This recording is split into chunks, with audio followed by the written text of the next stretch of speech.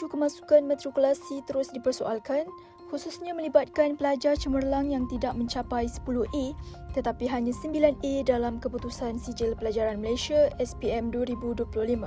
Naib Presiden MIC, Datuk Dr. R. Nelson mempertikaikan mengapa pelajar yang memperoleh 9A+ namun gagal mendapat A khususnya dalam subjek pendidikan moral tidak diberi peluang ke matrikulasi. Boleh tak kita mendapat sedikit penjelasan mengenai isu ini?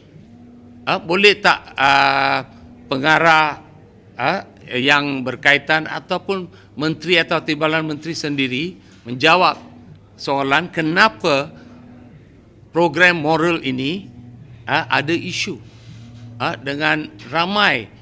Adakah isu silibus, isu pengajaran atau isu soalan?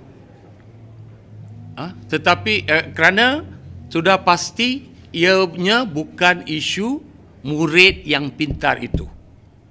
Kalau dia boleh buat fizik, chemistry, bio dengan cara yang baik nak mendapat A+, apa pula moral tak boleh?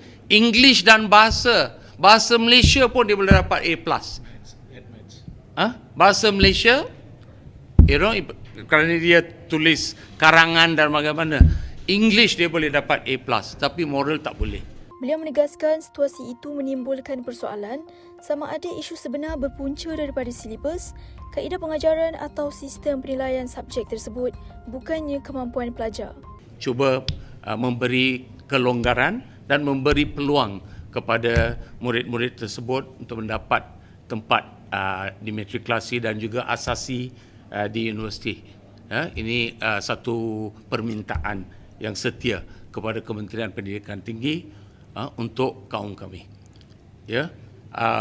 DAP dia cakap 10A mesti bagi, tapi dia tak memohon untuk mereka yang mendapat kurang daripada 10 lah. Mungkin diorang semua dapat 10A kot. Tapi kaum kita minta sedikit kelonggaran daripada Kementerian Pendidikan Tinggi. Terdahulu, KPM menawarkan tempat kepada semua 6,717 calon yang memperoleh 10A ke atas dalam Sijil Pelajaran Malaysia SPM 2025 untuk mengikuti program matrikulasi bagi sisi 2026-2027.